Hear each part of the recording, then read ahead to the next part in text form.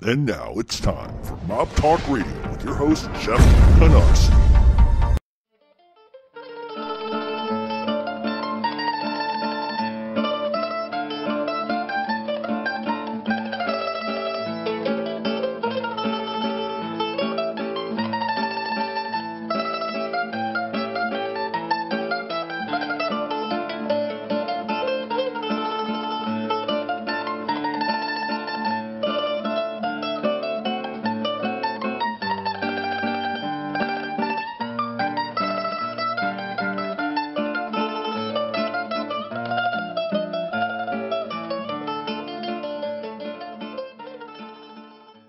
And welcome to Mob Talk Radio. I am your host, Jeff Canarsie. You're going to have to bear with me a little bit today, everybody, because I'm a little under the weather, as you can tell by my voice, but we're going to go ahead and do the show anyway. A little mob news and notes. Not a whole lot going on, but it seems like everything that is coming out is sort of coming out of Philadelphia right now. Historically, if you look at Philadelphia, at least since the Scarfo era days, there really haven't been a tremendous amount of made men. Philadelphia right now is hovering between 70 to 75 made men, and obviously we know that the boss of Philadelphia, Joey Merlino, is about to face trial for Medicaid fraud, medical fraud, insurance fraud, and et cetera, et cetera, et cetera. He was arrested in an indictment of close to 48, 49 people. All have pretty much pled out with the exception of Rooster D'Onofrio and Joey Merlino. What is coming out and what the crux of this particular issue is that anytime that you have an informant, there's a chain of custody as far as evidence goes, especially when you're wiretapping somebody or taping somebody. And effectively, if we use an example such as Joe Pistone from the movie Donnie Brasco, when you tape a guy, there's certain standards and protocol you have to go by for how you came to that information and how the information is handled. And one of the bigger problems that we're seeing is that Tampa, Florida, jurisdiction of the FBI, and the Eastern District of New York are arguing over a lot of different things, and a lot of it's because Tampa feels like they should have had dibs on Joey Merlino because there were crimes being committed there as well as in New York. So you're always going to see, especially in these type of mob cases, the two jurisdictions are fighting. That's been the way it's always been, and that's the way it's always going to be.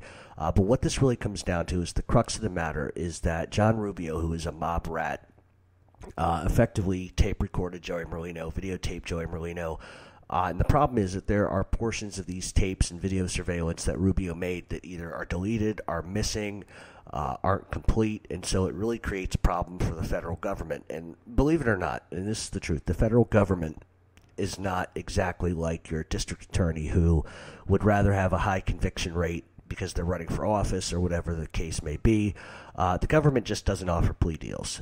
Usually when the government offers a plea deal, it's because they have a soft case or there is information that is yet to come to light, but they want to get the indictment out. And so what we're seeing right now is John Rubio not only is being questioned as far as how he came upon certain information, but he's also being questioned about his ability to tell the truth. Joey Merlino and his attorney are banking on the fact that John Rubio is an informant, banking on the fact that the way the evidence was collected was a little bit fucked up.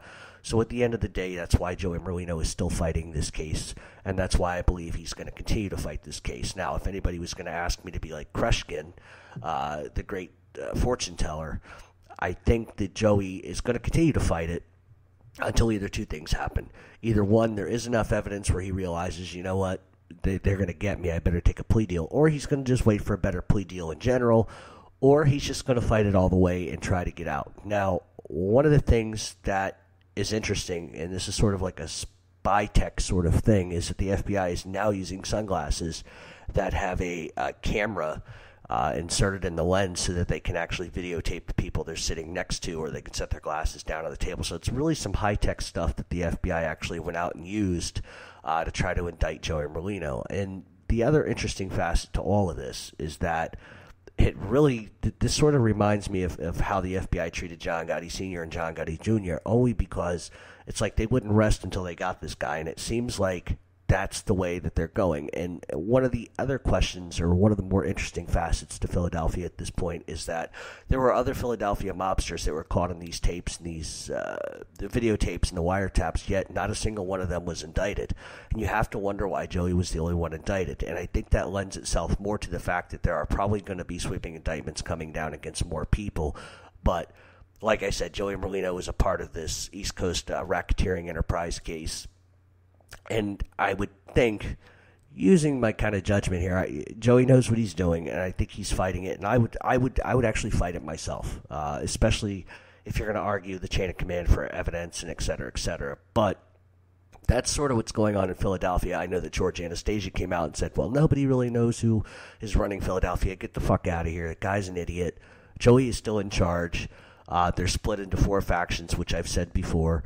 And a lot of what happens is going to be the end result of how long Joey goes away. If he does another 15 to 20 year stretch, he's going to lose total control of the family. And, you know, you're going to have other guys that are going to step up, like Joe Pungatori and Philip Narducci are going to step up to the plate. I think at this point, Joe Lagambi's too old to want to do another round of running the family.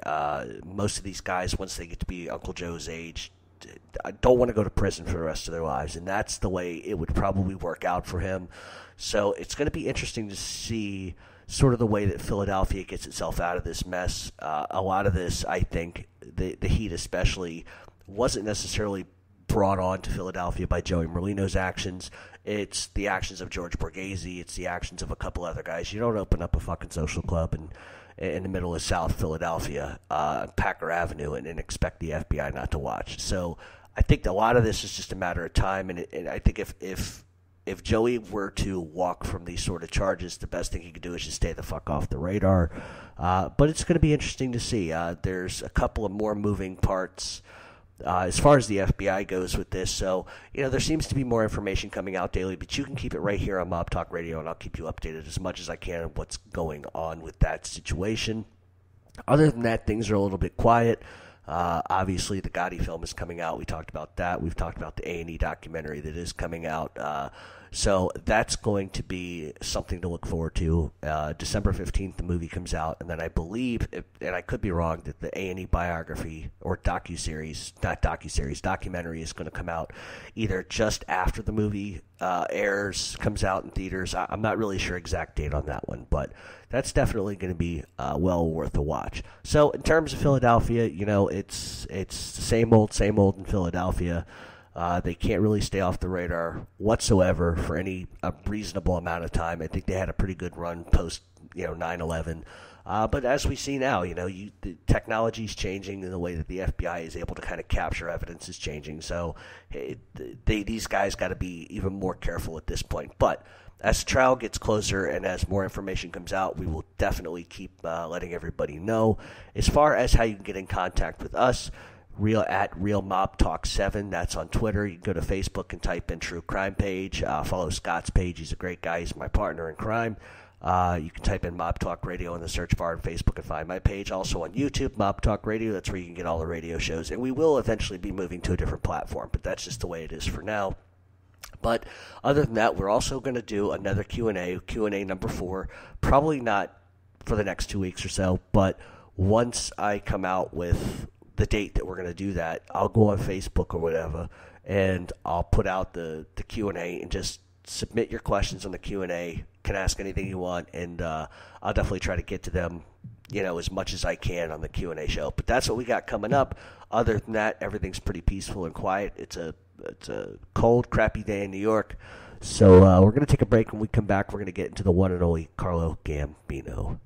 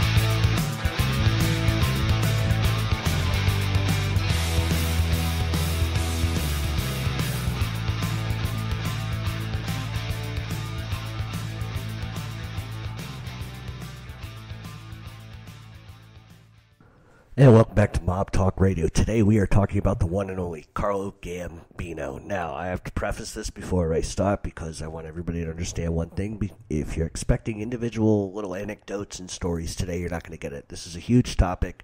It's a huge character, so I'm going to try to... There's so much historical stuff that's involved in who Carlo Gambino was and what he was involved in that I absolutely, unequivocally have to get a lot of it out. So, with that... I may not include certain parts that you want to hear, but that's just the reality of doing this show and the reality of covering such a big topic. So with that, let's begin. Carlo Gambino was born August 24th, 1902 in Palermo, Sicily. He essentially came from a family that was already entrenched in the Sicilian Mafia. In his teenage years, prior to his arrival in the United States, he was actually committing mob murders on behalf of the bosses in Italy. So he got a very young start as far as mob hits goes in his teenage years. In 1921, at the age of 19, he was formally inducted into the Sicilian Cosa Nostra, which is actually a little bit strange because usually at 19 years old, that's really not the way that they go. They usually wait till they're much older. But in any event, at 19, he is inducted into the mob. December 23rd, 1921, Carlo Gambino arrives in Norfolk, Virginia. A lot of people don't know that, but he came through Virginia, the port in Norfolk, Virginia, which really, if you're not familiar with Norfolk, Virginia, it's really more of a Navy town at this point. It's always kind of been that. But anyway, he arrives on the ship called the Vincenzo Florio.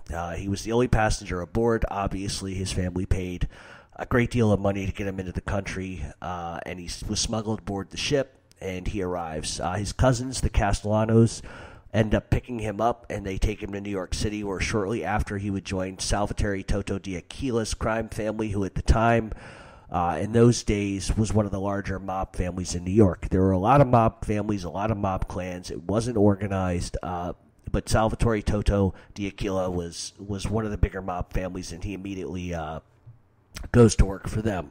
Soon after, Carlo becomes involved with the Young Turks. If you don't know who the Young Turks are, they were essentially a group of American Italian and Jewish mobsters out of New York City. That group included Frank Costello, Albert Anastasia, Frank Scalish, Gaetano Lucchese, Joe Adonis, Vito Genovese, Meyer Lansky, Bugsy Siegel, and, of course, Lucky Luciano. So if you think about that, just that group together, being in a group together, Costello, Anastasia, Scalish, Lucchese, Adonis, Genovese, Lansky, Siegel, Luciano, that's like that's like half a fucking Murder Inc. right there. So he gets involved with them on a loose scale, and they sort of have like kind of a crew that runs together, and they essentially committed robbery, gambling, and extortion. Soon after, Arnold Rothstein sort of joins the crew, and they end up turning to bootlegging, which at the time during Prohibition was a real moneymaker.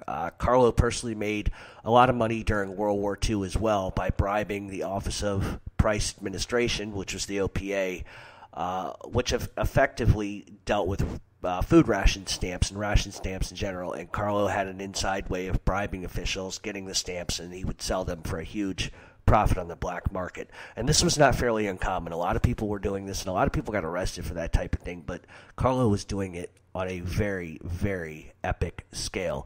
In 1926, Luciano is becoming very powerful. His boss, Joe Masseria, starts to have problems with Salvatore Maranzano, who at the time was a rival. And yes, this is sort of this is heading towards the Castellamare Wars. And the reason why it's called that is because both Masseria and both Maranzano were from Castellamare del Golfo in Sicily. And so this is where it comes from. And effectively what the problem was is Maranzano sort of arrives in New York in 1925. He has an access to a lot of money, and he has access to a lot of manpower, which sort of enables him to control the bootlegging and extortion and gambling operations in the city. And what that directly did was it competed with Masseria's operations, which more or less infuriated him at that point. Masseria realizes that as long as D'Aquila was in charge of any sort of crime family, that he couldn't really do what he wanted to do, which was ultimately take over. Masseria effectively at the end would have D'Aquila killed, but even with D'Aquila out of the way, Maranzano Maranzano was still a huge problem for Masseria. So you can take out the guys that you think are withholding you from getting to the top, but he still had a beef with Maranzano, and it wasn't going away, and it was a huge problem for Masseria. And the Castamare War effectively sort of began that day. Masseria sort of felt that he was owed everything, he owned everything, he was the head guy, how dare anybody get in his way, and he ended up demanding 100% loyalty from all the criminals in the city. So we've seen this historically before with people like Julius Caesar and stuff like this. Is they want loyalty from everybody that's involved in what's going on. They want kickbacks, and that really creates a problem. So effectively, the way that he dealt with people who didn't want to be loyal to him or to kick up, he had them killed. That was essentially the way that Masseria did things. In 1930, Masseria demands a $10,000 tribute from Maranzano's then boss, Niccolo Schiro, which Schiro actually ends up paying him. I'm not really sure why he would have done that, but Masseria demands it, the guy pays, and he gets scared. Schiro gets scared, he leaves New York, and it effectively was a mistake because it ended up elevating Maranzano as the new boss of that crime family. So in 1931, there's a slew of murders that are going back and forth between men from both sides. Maranzano pretty much had enough of this shit and declared war on Masseria and his allies. De Aquila's family was now headed by Alfred Mineo, who sided with Masseria. So what we start seeing happen here is there's going to be a divide. You're going to get some guys that are going to go with Masseria, some guys are going to think Maranzano's got the power, and so factions are going to split. Not really factions, but when I start telling you some of these names, you're going to be blown away because these are some of the biggest mob guys that ever lived. They just sort of, it's like Moses getting the part in the Red Sea here. One side goes with Masseria, the other side goes with Maranzano. On Team Maranzano was Joe Bonanno, Stefano Magaddino, the entire Profaci family, Joe Magliacco, former Masseria allies, the Reina family, joined Maranzano, including Gaetano Reina, Tommy Gagliano, and Tommy Lucchese. So automatically you can start to see guys positioning themselves because each side thinks that the other side has more power. And obviously we're going to see as we get along in this story that sometimes things can be taken very much on face value.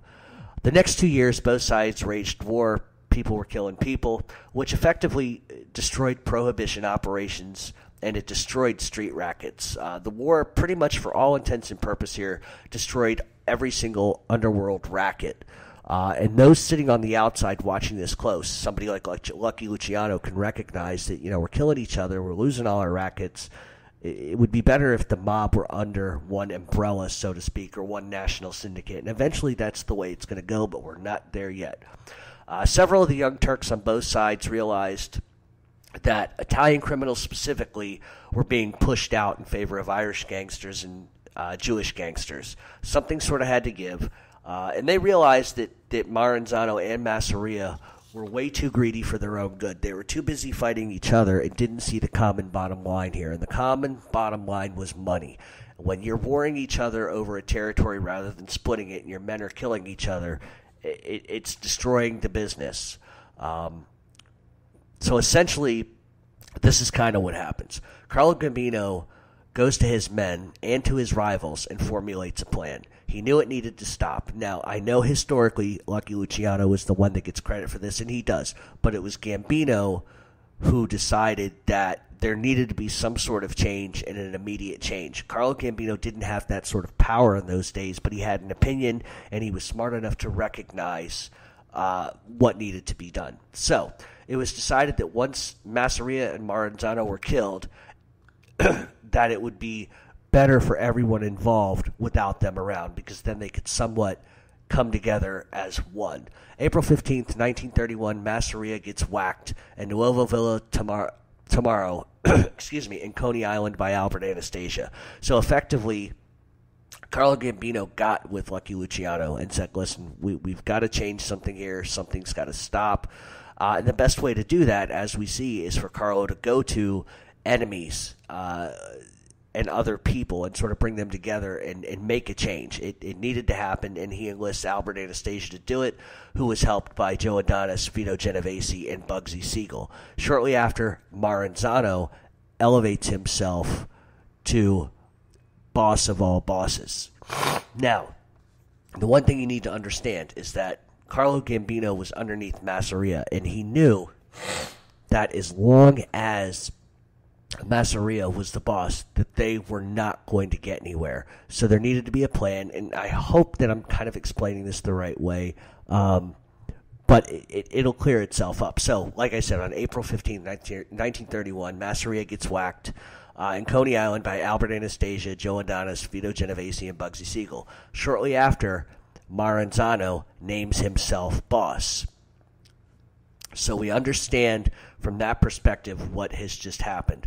Now what happens is Gambino went to Maranzano prior, because they were enemies. Gambino goes to Maranzano prior to this and says, look, here's what I'm willing to do. I'm willing to make sure that Masseria goes because I believe you're more powerful, you're more stronger, and I don't want any problems from you. And Maranzano goes with it because he's got an ego.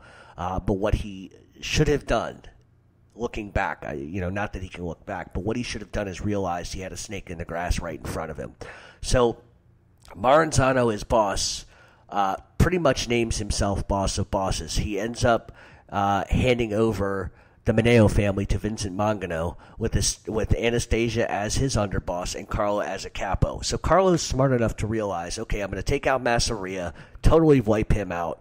I'm going to get elevated as a captain. Anastasia is going to get elevated as the underboss, and our buddy Vincent Mangano is going to take over the family. That's a win-win for everybody.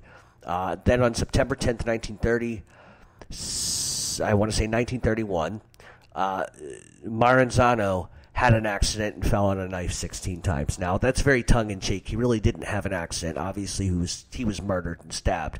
It was all in the plan of Carlo Gambino and Lucky Luciano and others. They realized very quickly, as long as Maranzano thinks he's the boss, let him think he's the boss.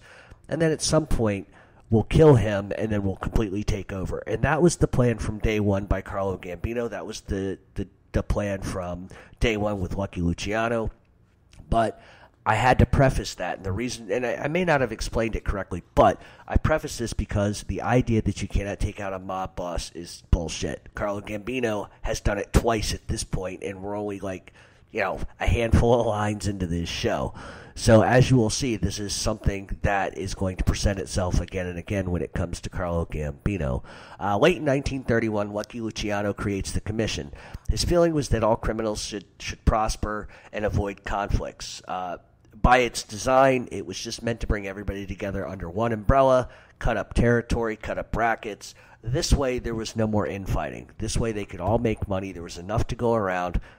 And Luciano didn't care whether it was white gangsters, black gangsters, Irish gangsters, Jewish gangsters. It didn't matter to him, just as long as everybody was quiet and everything was moving forward. The founding members of the commission were Lucky Luciano, Joe Bonanno, Profaci, Gagliano, and Mangano. Those were your original five families: Luciano, Bonanno, Profaci, Gagliano, and Mangano. So, those are the original five. So essentially, Carlo Gambino from that point on begins earning a lot of money for the Mangano crime family. His major rackets at the time were loan sharking, gambling, and protection rackets, and he was low-key even from that day. He didn't like being out in public, didn't like being seen, didn't like people that knew to know him, and that's the way he carried himself the rest of his life. Now, as far as Vincent Mangano goes, he would go on to rule that crime family for 20 years.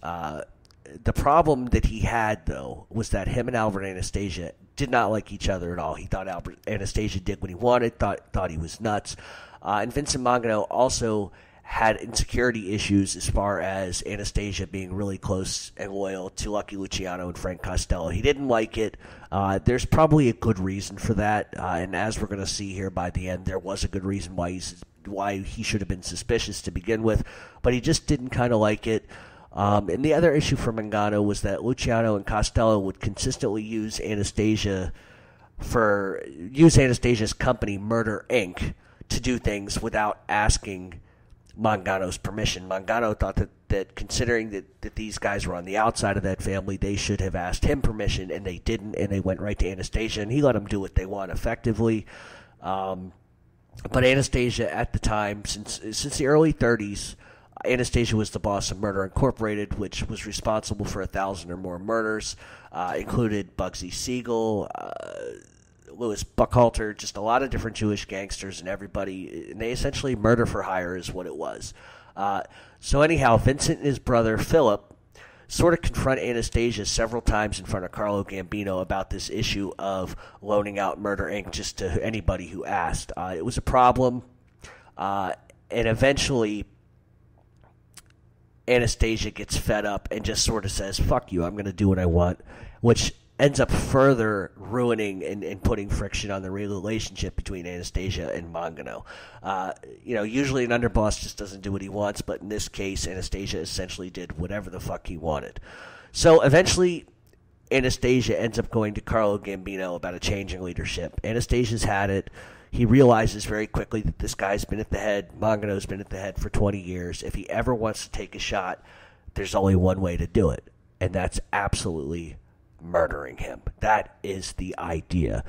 So Anastasia pulls Carlo Gambino aside and effectively just says, listen, we got to figure out a way to get around this. We're never going to get to where we want. These guys are greedy, etc., etc. So Carlo agrees, and on April 19th, 1951, Philip Mangano is killed. The same exact day, Vincent Mangano disappears and is never seen again. It's long been suspected that Carlo Gambino set it up because he was trusted by Mangano more so than Anastasia, because Anastasia could have never gotten close enough. But from what his history tells us, Anastasia's the trigger man. He's the one that pulled the trigger, but Gambino put Mangano at ease. As a result, as a result of that, the commission is furious. They want to know what the fuck is going on in that crime family. Nobody gave permission for anybody to whack Mangano. So Anastasia and Gambino get called to a meeting. The commission effectively wanted answers, and essentially this is what happens. Anastasia denies committing the murders, but he sort of explains that it was Mangano who was plotting to have him killed, so as luck would have it, Jesus intervened. Literally, this is what he told them, that Jesus intervened, and, I guess Mangano gets killed, so, good for me, because he was going to kill me anyway. What also helped Anastasia at that point is that Frank Costello and Carlo Gambino fully backed up Anastasia's bullshit claim. They did it because they realized that it would be good for the ascension of Gambino. It would be good for the ascension of Costello. At that point, Costello was an underboss in the Luciano crime family. It was just good for business. I don't know necessarily if Lucky Luciano bought any of that, but I think that he had to take essentially Costello and Gambino's word for it. He had no choice at that point. It was already over with. Rather than create yet another war, it was just sort of best to keep on moving it. And as a result, Anastasia was made officially the boss, and Carlo Gambino was named his underboss. Carlo's old crew, who was making a ton of extortion money, gambling, hijacking, bootlegging, and murder, was effectively handed over to Carlo's cousin and brother-in-law, Paul Castellano, who was effectively more of a white-collar criminal at that point than say, like, a violent criminal. But Carlo ends up handing his own crew to Paul, and Paul sort of gets elevated as captain to head that crew. So everything's sort of just going in the right direction when Vito Genovese starts doing his crazy act. If you don't know who Vito Genovese is, I could sit here for 3 days and tell you what a fucking nut job he was. I would not consider him to be a high IQ'd gangster. He was just simply violent as fuck. The ends justified the means. He was egotistical. Everything belonged to him. Everything should be him, which ultimately would be his undoing in the end. But he didn't like Albert Anastasia at all, and he thought Anastasia was crazy and he was a loose cannon. But really what it was posturing, because Genovese believed he should be the head of the mob.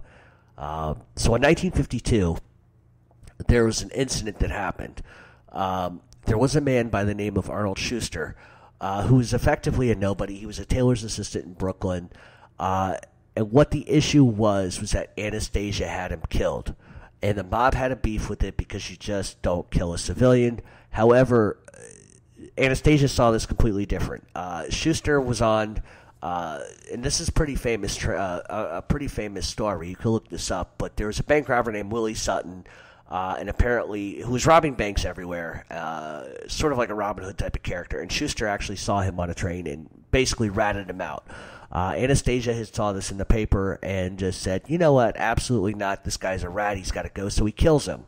The problem is the kid that they killed really essentially, while he was a rat, of course, was really a nobody at the end of the day. And it really sort of sent shockwaves and brought heat to the mob. And so it essentially brings massive heat to everybody in the mob. Luciano and Costello are absolutely pissed off and besides themselves about the murder. And they essentially wanted to kill Anastasia at that point, but they could not move on Anastasia because they needed him and his power, his strength, and his violence because they knew that Vito Genovese was starting his shit. They were smart enough to see it coming down the line, and they knew that they needed Anastasia because he was a tough guy, so they couldn't necessarily move on Anastasia at that point. So, effectively, Genovese had a beef. He didn't agree. Genovese didn't agree with the murder. And really, I don't think that's what Genovese's problem was because he didn't have a problem killing anybody himself. What his real issue was that he didn't like Anastasia. He wanted to be boss of the family. And any little interesting facet that would add to him not liking him anymore. I don't like the way he smiles. I don't like the cologne he uses. Anything that would propel Genovese's hate to Anastasia he was going to use. So essentially, essentially Genovese is using the excuse of the Schuster murder as just another reason why he doesn't like Anastasia and why he's got to go. And Genovese also didn't like Anastasia for the way that Mangano was killed. He didn't feel like a boss should be taken out like that. But lucky for everyone involved, Joe Bonanno kind of saw what was going on between Genovese and Anastasia and realized it was going to get out of control very quickly. And he sort of stepped in and he sort of like keeps everything on the QT and keeps everything nice and calm. Probably realistically, the only thing Joe Bonanno ever did that was worth a fuck as far as I'm concerned. Obviously, I don't like Joe Bonanno, and I could go into a million reasons why I don't like him and why I think he's a massive lying fuck. But the point is that he does the right thing. He steps in and avoids confrontation. In 1957, Vito Genovese comes to Gambino, to Carlo, with an idea of how to resolve the issue between himself and Anastasia. Gambino effectively listened to what he had to say. And effectively what Genovese says to Carlo is that, why don't you side with me against Luciano and Costello, which was a highly dangerous move at the time. Genovese really wants Carlo to abandon Luciano, Costello, and it sort of opens up Anastasia to get hit and opens up other avenues for Genovese to try to take over. And Carlo's not stupid. He sees right through this, so he ends up taking Genovese's advice, and Carlo goes to Anastasia and sort of complains that, look, there's not enough profits from the casinos in Cuba. These all belong to Meyer Lansky. We're getting screwed out of money. This isn't right. And what it does is it pushes Anastasia just enough to do something epically fucking stupid. And what it does is Anastasia believes it, and he essentially confronts Meyer Lansky, saying he's robbing the mob, he's robbing everybody, he's robbing this, and that creates a problem. And Carlo knew exactly what Anastasia would do, and he knew that it would be enough to finally open up the eyes of everyone else around to sort of put Anastasia on the chopping block, so to speak. So essentially, at this point, Carlo says Carlo, in still discussions with Genovese about this, makes a suggestion. They make a suggestion together, and effectively it was Anastasia's suggestion that the Gambinos and the Genoveses, who had been at war at times and didn't really agree at anything or at any point, they should really become sort of allies. and move on other families together. There's more strength in numbers.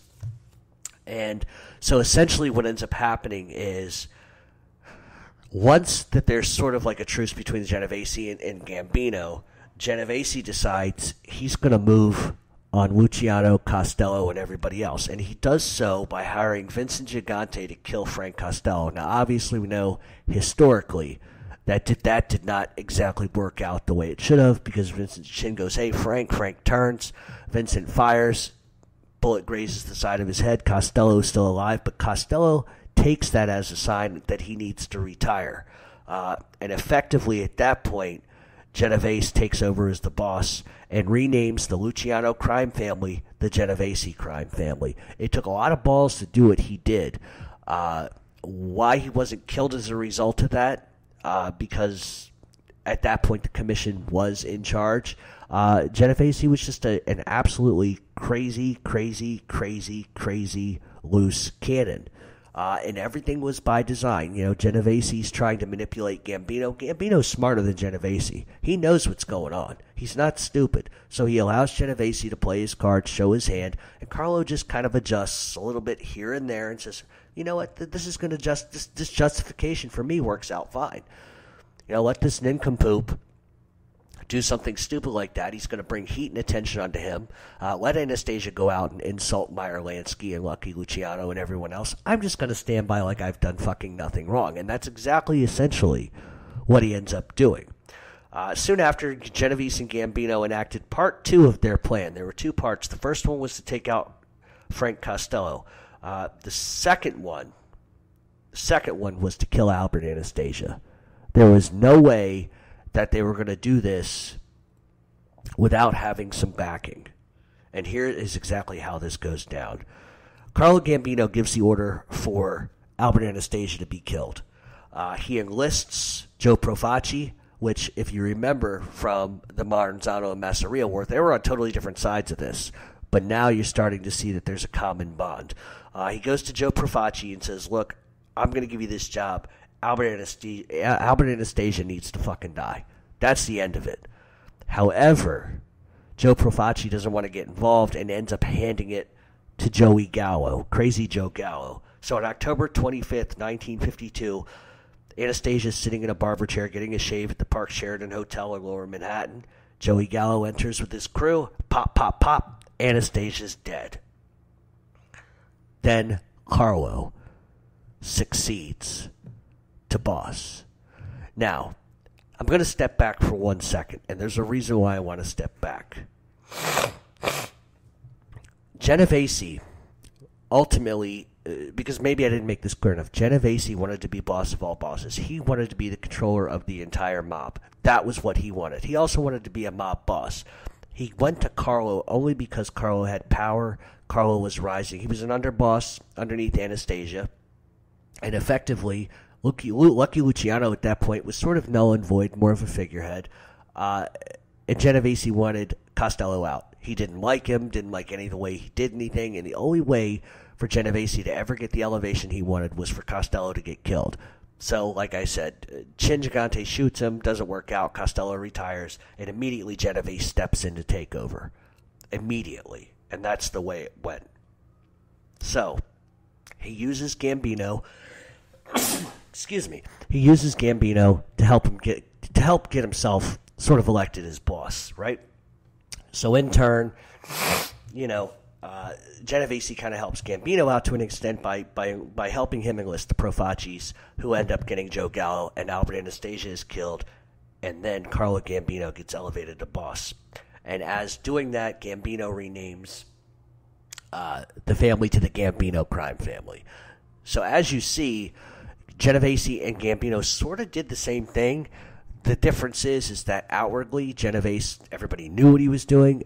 Inwardly, nobody really knew what Carlo was doing. But needless to say, Carlo was very, very shrewd. Now he's responsible for essentially three mob boss murders. And that's sort of how Carlo came to take over everything. He was incredibly shrewd, decisive, and he allowed, the smartest thing he did was he allowed Genovese to be a nutcase. He allowed Genovese to do stupid shit.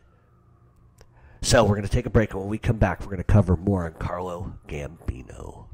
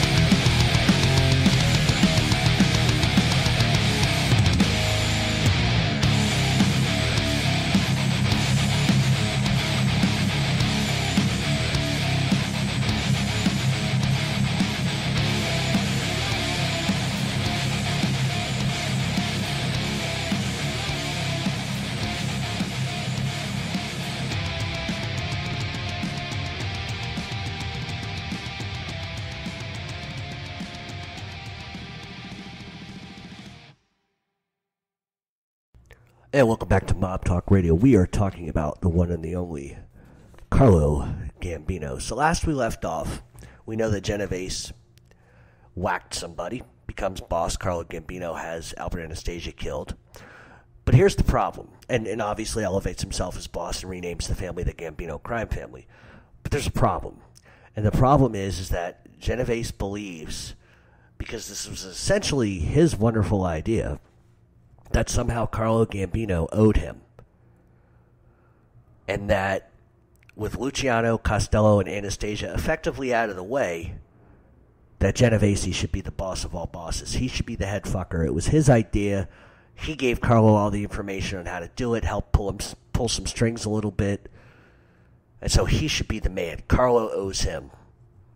But what he didn't consider ever, for 1 second, is that Carlo Gambino was 2 steps ahead of Genovese every time. And Gambino realizes that Genovese is reckless, he's power hungry, so he goes behind Genovese's back and aligns himself with Luciano, Costello, Meyer Lansky against Genovese. First of all, Carlo knew he had to have longevity. If he continued to play that game, odds were he would be killed. And he knows Genovese's crazy, so he says, you know what? Lucky, here's the deal. Frank Costello, here's the deal. Meyer Lansky, here's the deal. This guy's fucking nuts. I'm with you guys. He's crazy. The stuff he's doing is just absolutely nuts. It was an incredible Machiavellian move. If there was anybody that was like Niccolo Machiavelli, it was Carlo Gambino. He knew how to play the game very well. So, Carlo Gambino, Luciano, Costello, Lansky alliance began quietly and silently, and effectively right after the Appalachian meeting, in which Genovese effectively expected everyone to name him boss of bosses, they really gained strength after that. Because whatever heat that Genovese had, or whatever fear, or whatever power that Genovese had at that point, made him look very foolish because of that meeting. Now, if you don't know what the Appalachian meeting is, I don't want to go into a whole diatribe about that, but effectively it was a meeting set up for a couple of different reasons. The first one was narcotics trafficking. They really wanted to sort of draw a map of how narcotics was going to come into the country and how it was going to be split up. Most importantly, if we had to get into a direct detail of that, it was effectively that the Sicilians would handle it, and in turn they would be able to come into New York and operate underneath the umbrella of the five families. They could commit murder, et cetera, et cetera, et cetera. But they didn't want to traffic in the drugs themselves. They wanted the Sicilians to traffic because they thought that an American mob boss trafficking narcotics was too risky, it brought too much heat, and in turn they would offer profits of the rackets to the Sicilians that came in under the umbrella of the five families.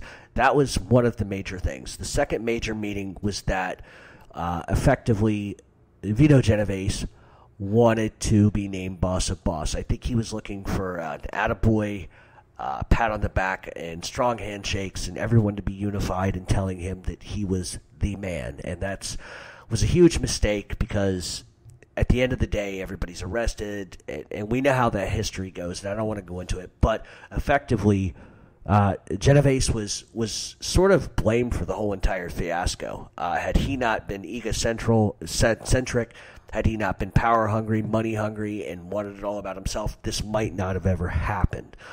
So essentially, the alliance between Gambino, Luciano, Costello, and Lansky becomes very strong at this point because now everybody sort of looks at Vito Genovese for what he is, a fucking nutcase.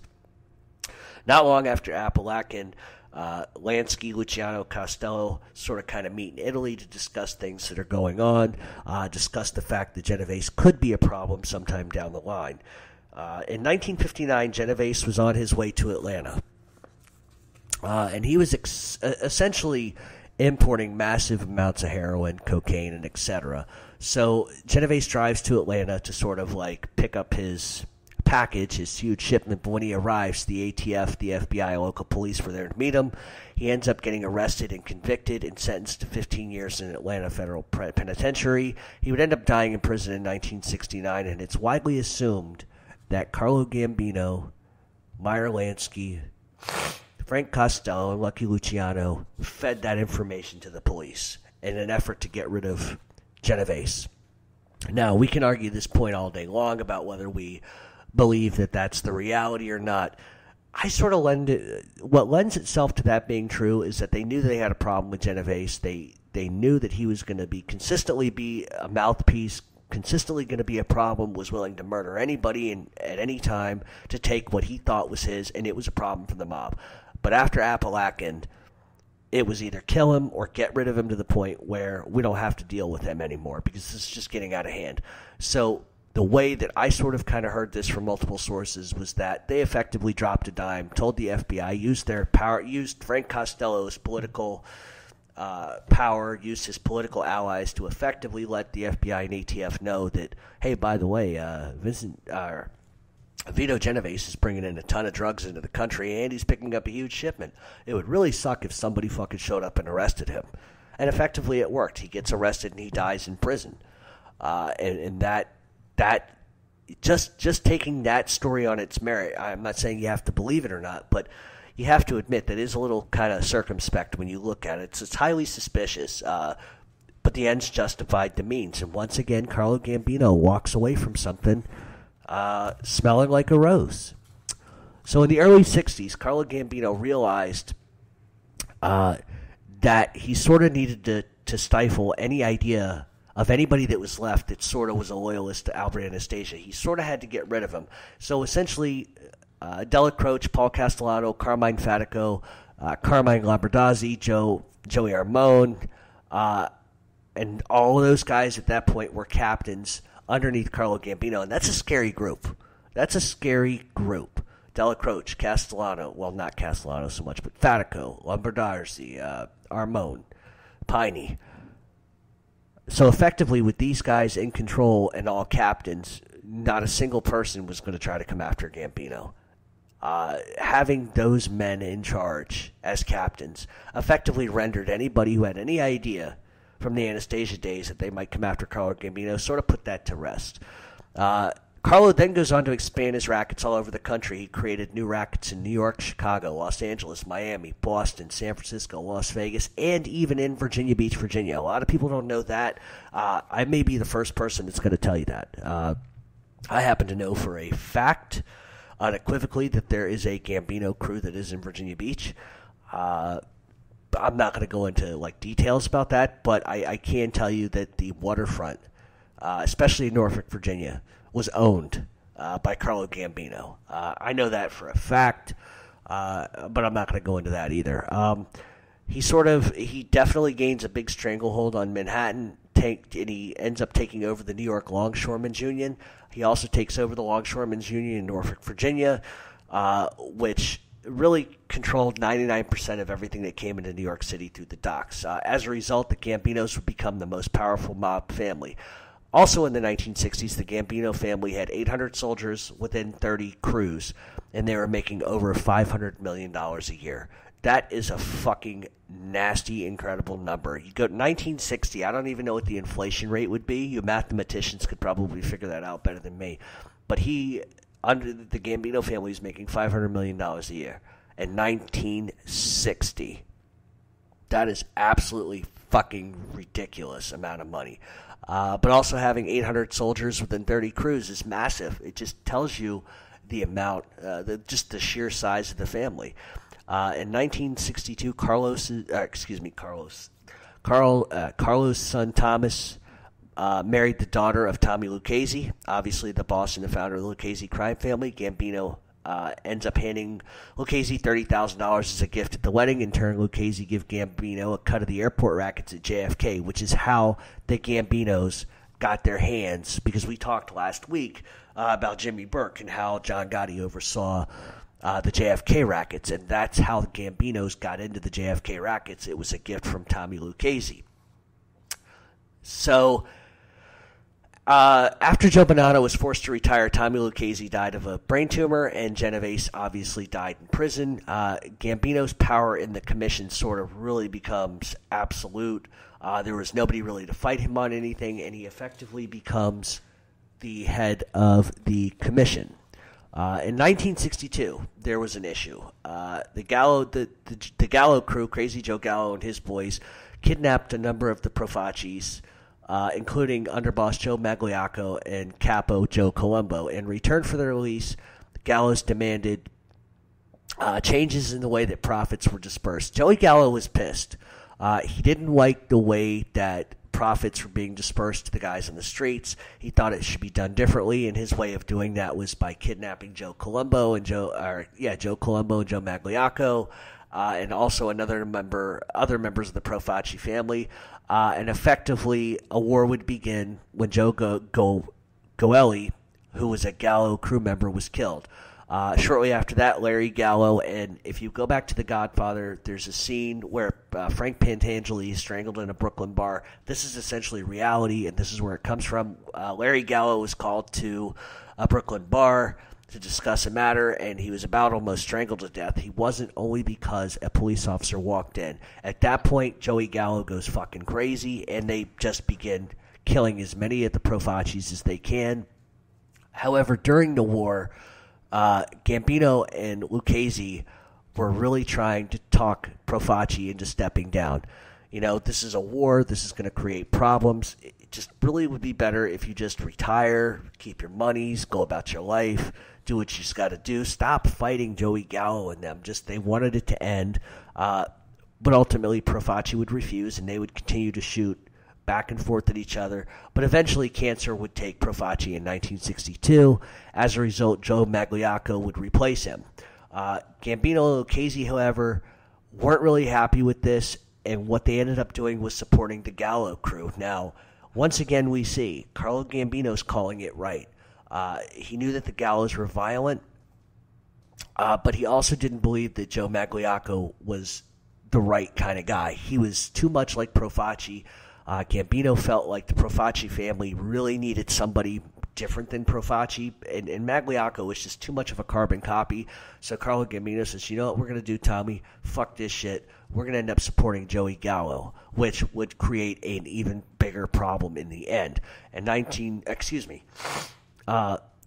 problem that it created was that Joe Bonanno would support the Magliaccos and the Profacis. Now, if you didn't know, that obviously the Bonannos and the Profacis were a powerhouse by marriage, as Joe Bonanno's son Bill Bonanno married Rosalie Profaci, so there was a strong bond there between that marriage. That's what brought those families together. But Bonanno ends up coming outwardly and supporting Magliacco and the Profacis, which is going to start a problem. 1963, the Gallo crew effectively is no longer really a crew, as Joey Gallo ends up going to prison for racketeering and murder. As a result of Carlo Gambino and Tommy Lucchese supporting the Gallos, Magliocco and Bonanno had planned to kill Carlo Gambino. They said, he's got to go, he's a problem. And Bonanno has a plan. And it's a highly dangerous plan. It's a highly stupid fucking plan. It's a plan that almost got his son killed, a plan that almost got him killed, but effectively neutered Bonanno for all time.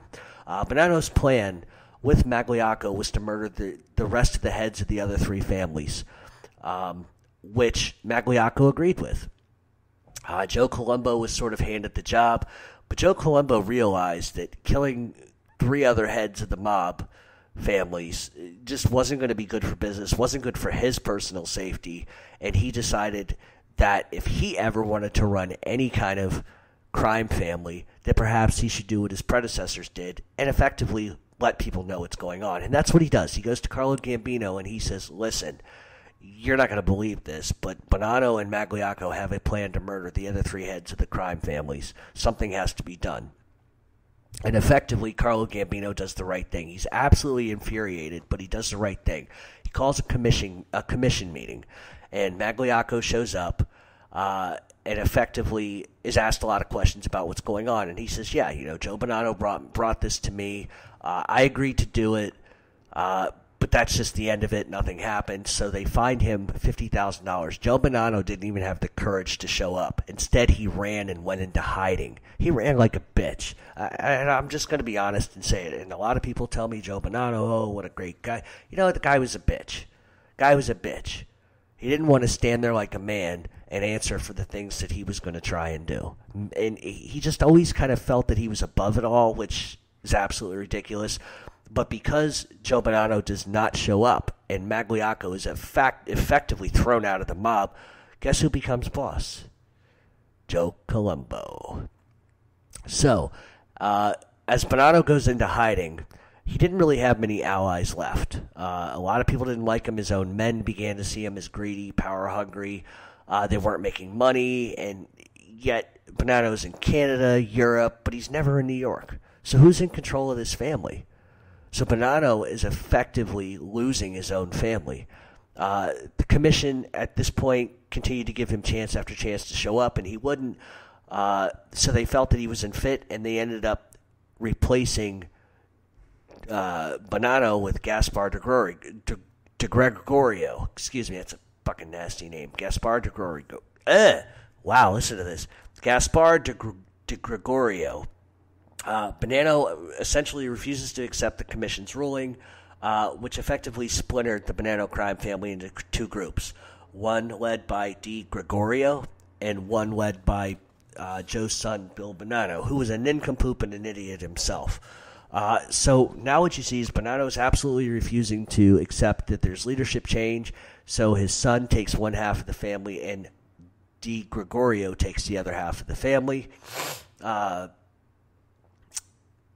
This continues to go on for a while, and eventually the commission is just absolutely had enough, and they decide that something needs to be done.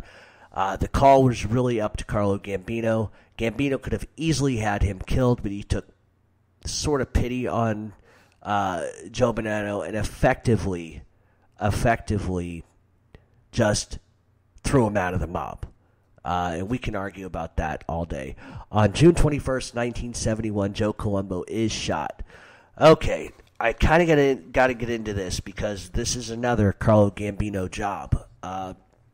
Carlo never trusted Joe Colombo, not for a second.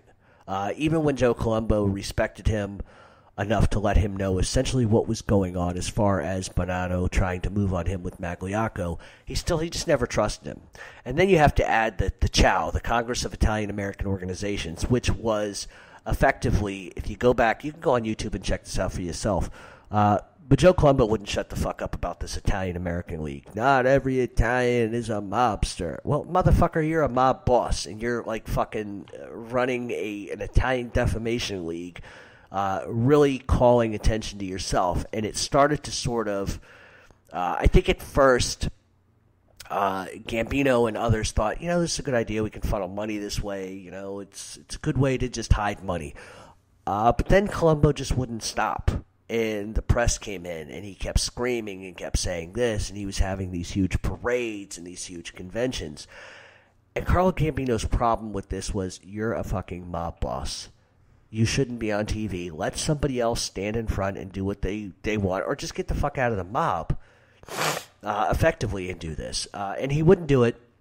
He was warned absolutely fucking repeatedly not to do this. He continued to do it. And so effectively, Carlo Gambino goes to Joey Gallo and says, we got a problem. And Joey Gallo had a beef with Joe Colombo for a long, long, long time. When Joey had gotten out of prison, he had gone to Joe Colombo and said, look, I want to do this. I want to move into this territory a little bit, because Joey was a captain at that point. And Colombo essentially told him, you're not going to do shit. I'm not going to let you make any money. You're effectively neutered. You're rendered. You're done, which obviously started the Colombo Wars. But so that history between the two of them goes back for a long, long, long time, and they didn't like each other. So Joey Gallo had no problem doing it. And effectively, Colombo just didn't listen. And, everybody knows how that went. And Colombo is effectively killed that day. He lingered in a coma for a long time, but on June 21st, 1971, he is shot multiple times, which they said was by an African-American, which is totally not true. It was Joey Gallo. And it was effectively done because he wouldn't shut his mouth. He was drawing too much heat to the mob. They didn't like it, and they had felt like it was time for a change. And so Carlo Gambino made the call, and Joey Gallo ended up, pretty much doing it. In 1972, Manny Gambino is killed, and this was just recently in the news, but this is essentially a null and void story, but it's important because this is how John Gotti gets his rise. In 1972, Manny Gambino is killed. What was happening was Jimmy McBratney, Robert Center, who was related to Anthony Center, they were effectively kidnapping people off the streets, sort of a Mickey Spillane kind of deal, and holding them for ransom and collecting the money, et cetera, et cetera, et cetera. And for a long time it was working because guys just paid the money off because they didn't want their loved ones killed. But in this situation, something went very, very wrong, very, very wrong. So Manny Gambino's kidnapped by James McBratney, Robert Center, Eddie Maloney, Warren Schumann, and they asked for $350,000. Manny Gambino's father claimed he could only come up with $40,000, and that wasn't good enough for Jimmy McBratney and the Rat Squad. And a few weeks later, Manny was found in a New Jersey dump near the Earl Naval Ammo Department. He was found in a trunk, had been dead for a long time. Carlo Gambino was absolutely fucking irate. Ends up asking Paul to take care of it. Paul goes to John Gotti, obviously, but Paul wants Ralph Gallione on the job, along with Angelo Ruggiero, and we know how that kind of goes. Jimmy McBratney was killed. And one of the questions I do get a lot is, why wasn't Robert Center killed for that? I don't know. That's the one question. This guy was allowed to fucking hang out with the DeMeo crew after the fact. I never really understood that. Maybe it was just a way that they could effectively blame other people. Maybe they just held the Irish responsible. I don't really know. That's a question that I have for somebody that I'm going to ask, because I really want an answer to that. So after the Jimmy McBratney hit, Carlo Gambino did not appreciate that they got caught. There was a witness and some other things happened, but he wasn't really high on them getting caught for this crime sort of thing, because it sort of directly kind of came back to Gambino. He never was arrested, never questioned, but it was just too much heat for him. And so effectively what Gambino does, and Gambino's also getting old, and he starts to see things for the way that they are. He's made a killing. His family is healthy. Everybody's good to go. But he really needs to kind of take a step back a little bit. And what he ends up doing is he goes to Neil Delacroce, and he says, you're going to handle the real hands-on mob stuff. I want you to handle murder, extortion, loan sharking, bookmaking, hijacking. and you're going to be an underboss, and that's what you're going to take care of, and the men under you are going to do those things. Then I'm going to make Paul Castellano, my cousin and brother-in-law, an underboss as well, and I want him to take over the unions, toxic waste, recycling, construction, and fraud, white-collar stuff. If that is not evidence enough to tell you that Paul Castellano was not a gangster, I don't know what the fuck is. Because if you look at this, just right here, murder, extortion, loan sharking, bookmaking, carjacking, listen to me, hijacking, right? That's all the grimy, dirty, seedy mob stuff. He hands that to Neil Delacroce, which Neil Delacroce was a fucking gangster. It doesn't get any more gangster than Neil Delacroce. And underneath him is John Gotti and Angelo Ruggiero and others. And he gives Paul stupid shit to do. Paul is like a fucking newspaper boy. Unions, toxic waste, recycling, construction, and fraud. Get the fuck, really? That's like gangster shit. That's like fucking, come on, recycling? Yeah, I mean, there's a lot of money in that kind of stuff, and I'm not saying that it wasn't important in any stretch of the imagination, but come on, let's be fucking honest here. He hands Paul soft shit to do. Not difficult shit, soft shit. And that further sort of mitigates who Paul Castellano ends up becoming. Paul Castellano wasn't a gangster. He's a businessman. And you can't be... Listen, Carlo Gambino, just looking at him for a second, he's a gangster. Straight up gangster. Kill people himself. To my knowledge, Paul Castellano never killed anybody. Maybe a fly when it landed on his disgusting maid's face. Gloria Olarte, but he didn't. No, he wanted everybody else to do the violence. He couldn't do it himself. So moving right along, so at the same time, Delacroce and Costello kind of were sharing the underboss duties. In October 1976, Carlo Gambino dies in his home in Massapequa, New York. And that's sort of like the crazy story, the very short crazy story of Carlo Gambino. He was an incredibly smart human being, very Machiavellian. 4 mob bosses he took out himself. This is a guy that was always 2 steps ahead of the game. And it always amazes me. One of the things that amazes me when I do my research is I always pretty much know a lot about somebody to begin with. I'm like a walking fucking encyclopedia of these guys. But then I find out intriguing tiny little stuff that just kind of blows my mind. And I always knew what Carlo was responsible for. But to see it kind of wrapped up in the lineage of it, and to see how it's almost like foreshadowing. You can see him making 2 moves ahead of it as you're reading through court documents and going through his holy shit. He's moving 2 steps ahead of him already, and it's not even time for him to do that, but he's doing that. So someone once asked me, who's your favorite mob boss? And I have a reason why I pick certain people, but I tell you what, Carlo Gambino's always been at the top, and it's because he's shrewd. Didn't spend a day in jail, lived in a quiet brownstone, didn't bother anybody. This family was making $500 million in the 60s a year. He had all the unions, had everything locked up on the eastern seaboard from Maine to Florida. The guy was a genius, and he knew what he was doing. He knew when to be ruthless. He knew when not to be.